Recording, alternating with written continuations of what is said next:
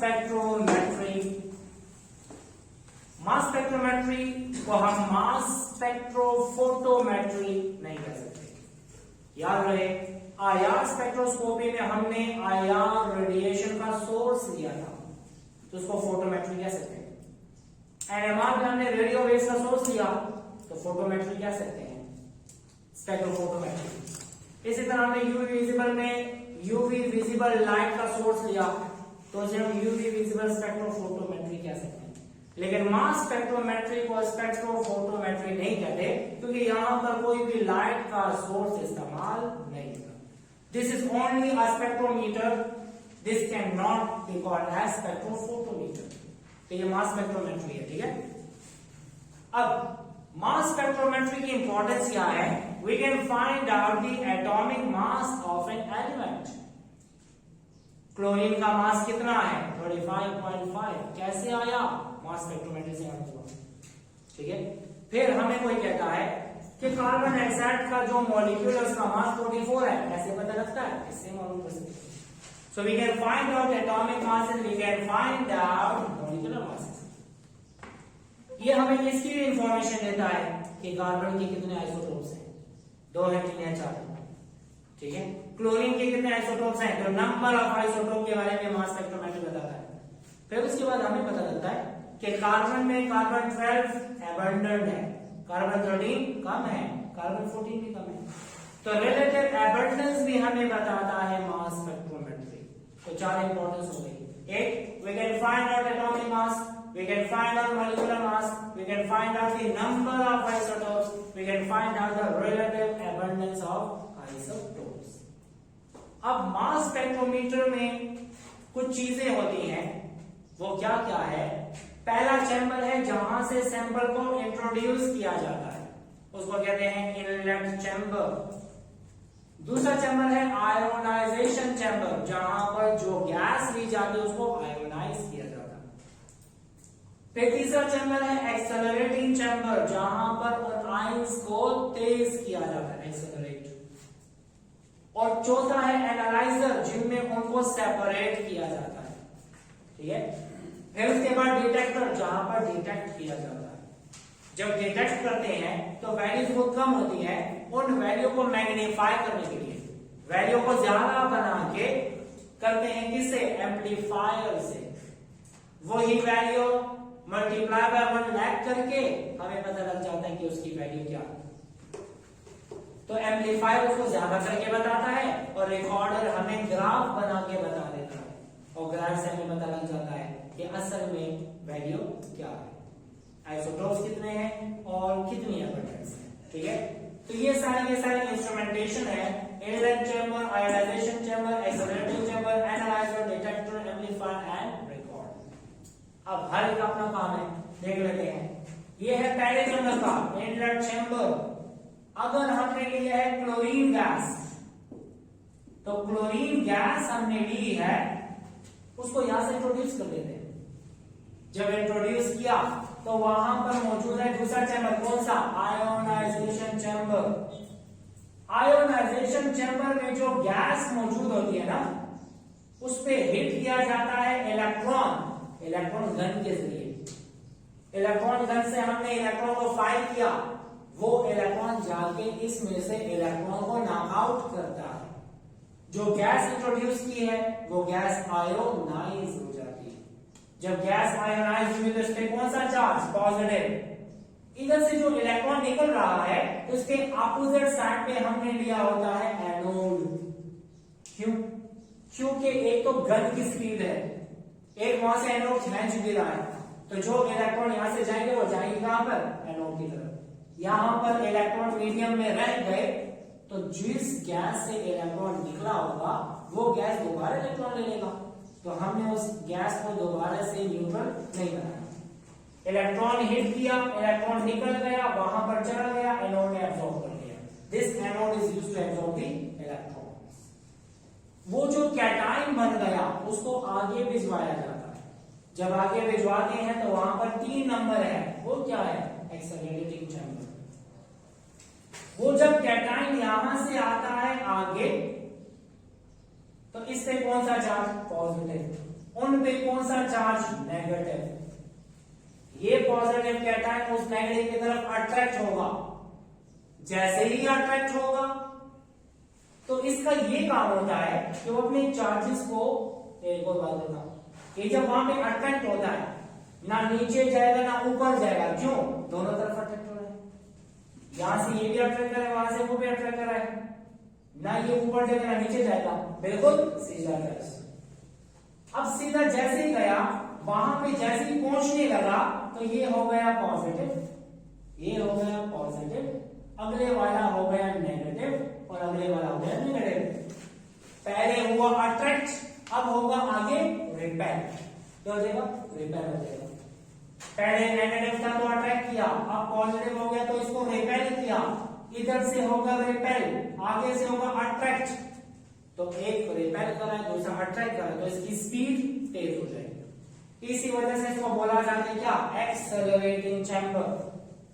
ये 3-4 प्लेट्स लगी होती है, इधर से रिपेल, आगे से अट्रैक्ट। जैसे आगे पहुंचा ये पॉजिटिव, अगले वाला नेगेटिव, फिर रिपेल, आगे अट्रैक्ट, फिर ये पॉजिटिव, अगला नेगेटिव, फिर रिपेल, आगे अट्रैक्ट। ये तेज हो जाता है, एक्सेलरेट हो जाता है। एक्सेलरेट होने के बाद वैसे तो हमने बताया क्लोरीन के 2 आइसोटोप्स हैं, एक का मास 35 है, दूसरे का मास 37 है। वो वहां पे पता नहीं चलेगा।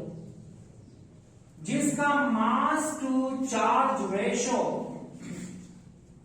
चार्ज टू मास नहीं, mass to charge, mass to charge ratio जिसका कम होगा वो तेज चला जाएगा, जिसका मास टू चार्ज रेशो ज्यादा होगा वो स्लो हो जाएगा।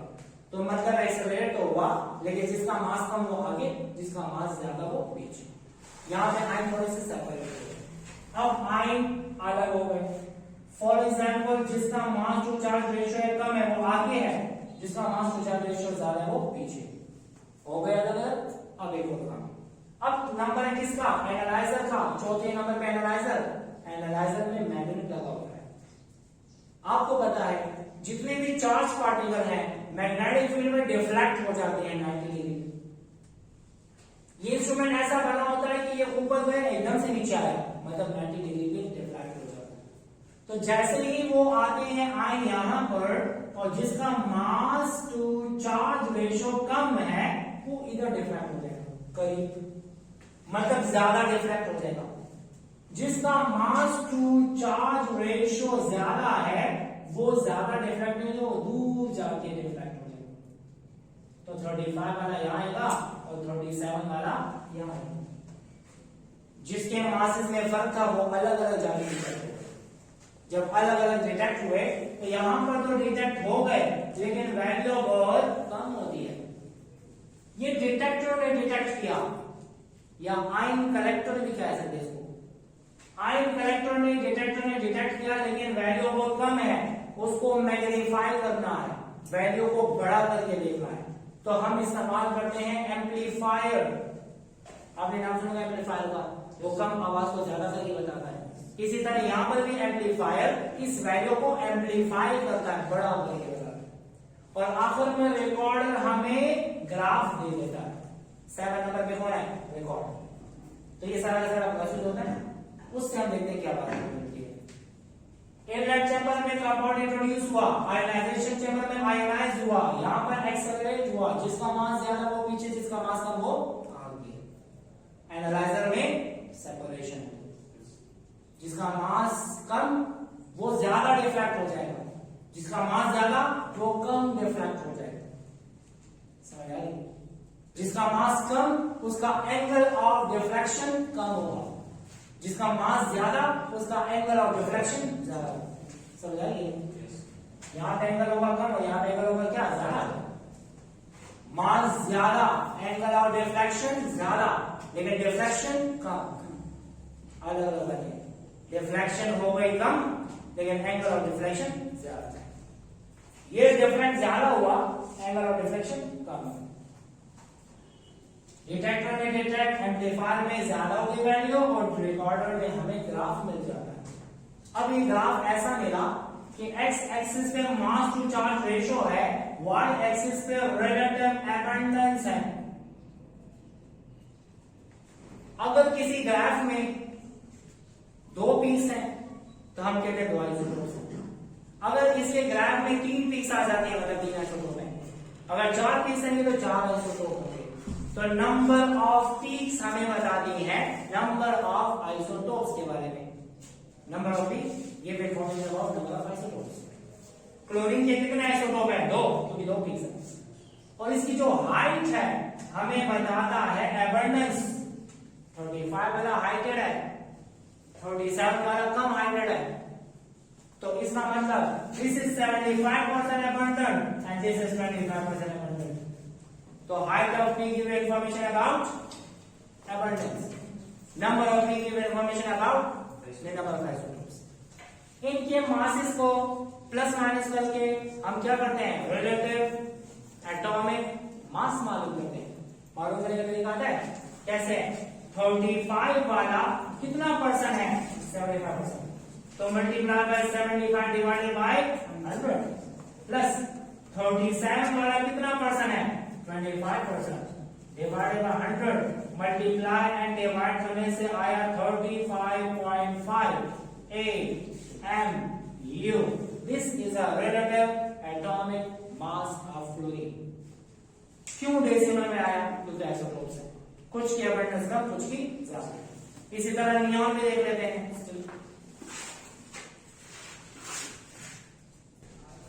इसी तरह अगर हम नियॉन का मास स्पेक्ट्रोमीटर के जरिए से ग्राफ देखते हैं तो नियॉन के हमें 3 पीक्स नजर आती है। इसका मतलब हमारे पास जो नियॉन है उनके 3 आइसोटोप्स हैं, नियॉन 20, नियॉन 21, नियॉन 22। 20 वाली की हाइट ज्यादा है, 21 वाली की हाइट कम है और 22 वाली की इंटरमीडिएट है। तो 90.92% अबंडेंट है कौन सा? वो है 20 वाला। 21 वाला 0.57% और 22 वाला जो है 8.82% अबंडेंट है। इससे हम रिलेटिव एटॉमिक मास मालूम कर सकते हैं। 20 multiply by 90.92 divide by 100 plus 21 multiply by 0.57 divide by 100 plus 8.82 multiply by 22 divide by 100। तो इससे आ जाएगा रिलेटिव एटॉमिक मास। अब एक और बात, अक्सर हम किसी भी अननोन मॉलिक्यूल को डिटरमाइन कर सकते हैं, डिटेक्ट कर सकते हैं। अगर आपको कोई कहे मैंने नाइट्रस ऑक्साइड लिया N2O, इस N2O को मैंने लिया जो कि कंपाउंड है वहां पर लिया, तो पीक्स मुख्तलिफ आ सकती है। पहली पीक, इससे मॉलिक्यूलर आयन बनेगा। क्या बनेगा? Molecular ion. इसका मास कितना है? 14 प्लस 14 प्लस 16 44, राइट? याद रहे जो सबसे हाईएस्ट पीक होगी, फॉर एग्जांपल 44 पे हाईएस्ट है ना, तो हम कहेंगे मॉलिक्यूल का मास है। क्या है? मॉलिक्यूलर मास है। अब इससे हमें पता लग जाएगा कि उस कंपाउंड का मॉलिक्यूलर मास कौन सा है। ये एमसीक्यू में आता है कि जो मास स्पेक्ट्रोग्राफ में जो हाईएस्ट पीक नजर आएगी वो किसकी होगी? वो मॉलिक्यूलर मास होगा। अब ये टूट भी सकता है, फ्रेगमेंटेशन हो सकती है। क्या हो सकती है? फ्रेगमेंटेशन। N2 पर दिवेश, ऑक्सीजन पर दिवेश। N2 का मास कितना?